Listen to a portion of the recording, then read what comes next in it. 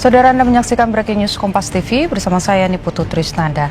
Visual yang Anda saksikan ini, saudara, merupakan visual di mana Israel kembali menyerang Iran dan serangan dilancarkan pada Sabtu 28 Februari 2026. Serangan ini, saudara, tentu saja kembali mengulang situasi berbahaya di Timur Tengah saat Iran tengah bernegosiasi dengan negara Barat.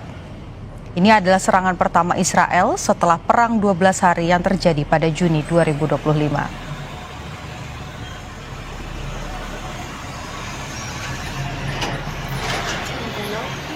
Dari beberapa sumber, saudara, menyebutkan bahwa di Teheran sejumlah media lokal juga memberitakan terdengar suara ledakan di pusat kota dan terdapat rudal-rudal yang menghantam area Jomhuri dan kawasan universitas. Serangan Israel ini juga terjadi saat Amerika Serikat dan Iran tengah berdialog untuk membahas program nuklir Iran di Jenewa sejak pekan lalu.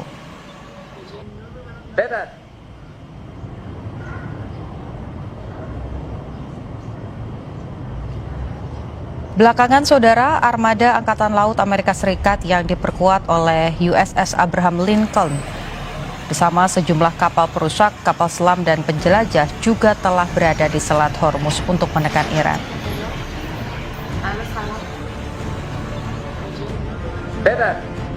Visual yang Anda saksikan, saudara, ini merupakan visual terbaru yang kami peroleh di mana nampak sejumlah gedung-gedung ini mengalami kerusakan akibat rudal yang menghantam beberapa wilayah. Ini merupakan serangan pertama dari Israel setelah perang 12 hari yang terjadi pada Juni 2025.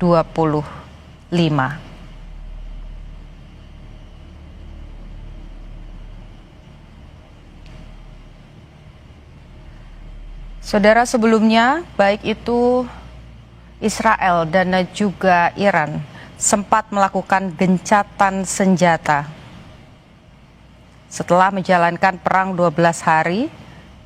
Namun pada Juni 2025, namun pada kali ini pada Februari 2026 serangan kembali diluncurkan.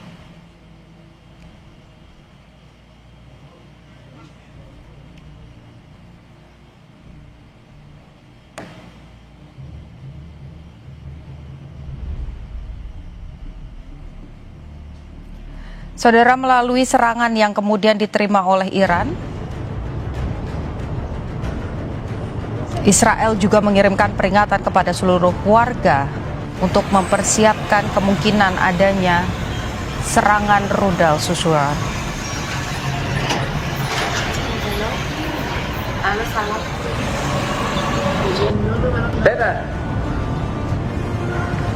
Asap nampak membumbung tinggi di sejumlah titik, saudara, di kota Iran pasca serangan rudal yang dikirimkan atau dilontarkan oleh Israel.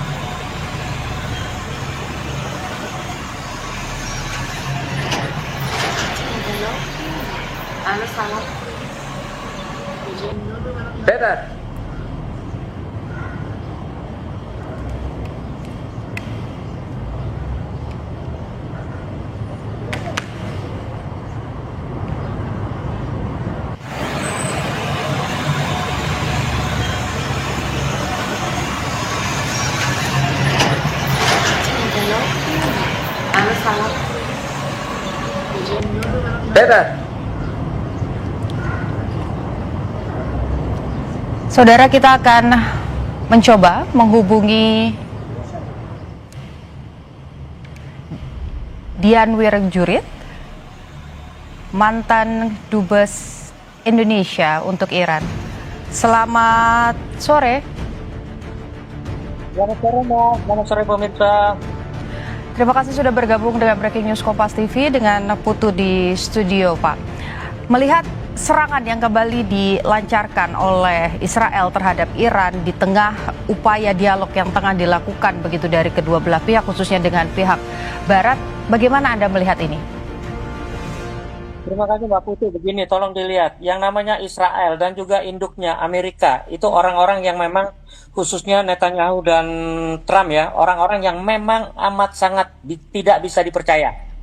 Ketika dibuat apa namanya, dibuat tenang dengan janji-janji apa namanya negosiasi, janji-janji ceasefire dan sebagainya, di saat itu di saat itu Israel menyerang Iran. Buat saya ini biadab, ini pengecut, ini tindakan yang sangat terpuji dari kategori apapun, dari klasifikasi apapun. Apalagi tolong diingat, sekarang bulan Ramadan, di Iran itu sangat menghormati bulan Ramadan. Semua kegiatan ditujukan untuk melakukan hal-hal yang baik, yang positif. Sebaliknya Amerika dan Israel kali ini amat sangat biadab memanfaatkan ketenangan bulan Ramadan di Iran untuk menyerang. Itu tindakan yang tidak terpuji, pengecut, dan sangat-sangat terkutuk. Oke. Situasi ini atau serangan yang kemudian dilancarkan oleh Israel selain kemudian terjadi di bulan Ramadan begitu, tapi ini juga terjadi saat Iran tengah bernegosiasi dengan Amerika Serikat. Sebelumnya Amerika Serikat juga sudah memberikan warning ya Pak ya, bahwa jika tidak sepakat dengan syarat-syarat yang diberikan maka kemudian akan terjadi serangan begitu yang kemudian dibantu oleh Amerika Serikat terhadap Israel. Anda melihat ini seperti apa? Apakah kemudian perjanjian yang coba dibuat oleh Amerika Serikat ini memang bukan jalan keluar untuk menghentikan serangan terhadap Iran? Itulah sifat pengecut Trump dan Netanyahu ya. Tolong, sebuah perjanjian kalau didasarkan pada syarat satu pihak, itu namanya bukan negosiasi, itu namanya intimidasi, itu namanya provokasi, tidak ada kata lain. Tapi kalau yang namanya negosiasi, syarat-syarat itu pun harus disepakati kedua belah pihak. Kalau ini begitu tanda-tanda perundingan di Jenewa sudah mulai ada celah untuk membuka jalan lebih lanjut kepada tahap berikutnya, justru diserang. Buat saya ini tindakan yang, kok Amerika bangga punya presiden seperti itu ya, pengecut, di dalam negerinya sendiri banyak masalah, masih dipercaya. Buat saya sekali lagi, ini di luar nalar siapapun yang masih punya pikiran dan akal sehat. Oke, Anda sebelumnya juga sempat ditempatkan begitu ya sebagai duta besar Indonesia untuk Iran. Selama Anda bertugas, apakah konflik-konflik serupa ini juga terjadi? Kemudian melihat bagaimana ini terjadi di bulan Ramadan juga, apa kemungkinan yang bisa terjadi khususnya di Iran begitu? Ini juga saya ancaman sudah berkali-kali terjadi. Dan rakyat Iran seperti biasa sudah menganggap ancaman sebagai omong kosong yang dilakukan sepanjang 47 tahun berdirinya revolusi Iran, negara Islam Iran. Tapi selama saya tugas di sana, sebagian bahkan beberapa kedutaan besar sudah menghubungi saya, datang ketemu saya, sudah meminta agar Indonesia mau menampung diplomat mereka kalau Israel menyerang Iran. Saya tanya kenapa? Karena Indonesia adalah sahabat Iran dan letak kedutaan Indonesia itu memang di dekat instalasi atau bangunan yang memang terkait dengan resolusi. Nah, buat saya ternyata sampai yang tugas yang sampai kemarin atau hari ini, semua ancaman itu memang tidak dibuktikan. Tapi sebenarnya kemarin dua janji manis oleh diplomat Amerika dan maaf ya, IAEA yang ikut berunding di Jenewa itu buat saya juga tidak perlu ya selain kita baik dan memihak Arab. Inilah akibatnya. Informasi yang disampaikan mereka itu semua berbeda, membelah sehingga ini yang terjadi hari ini. Ya saya sama sekali tidak berdugaan. Oke, kalau melihat ini memang informasinya masih sedikit sekali Pak yang bisa kami peroleh begitu ya terkait dengan serangan ini titiknya di mana saja. Tapi kalau melihat visual-visual yang mungkin juga Anda bisa saksikan di layar kaca begitu, daerah-daerah yang menjadi serangan Israel di Iran, ini apakah memang ini wilayah apa Pak? Permukiman atau wilayah militer atau memang bahkan di situ juga banyak warga negara Indonesia Pak? Iran itu segitiga di bagian utara adalah daerah setelah pegunungan adalah daerah hijau sampai Laut Kaspia. 2/3 sampai ke Laut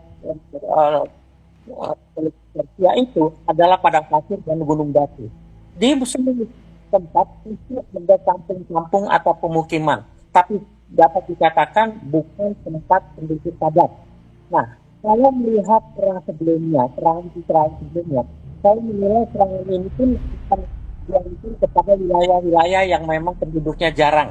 Dan itulah yang oleh rudalnya. Tapi saya masih melihat apa yang ada di TV ini, serangan ini akan terbatas, tapi tetap saja luar biasa. Oke, Anda melihat apa dampak yang kemudian bisa muncul dengan adanya serangan pada hari ini, Pak?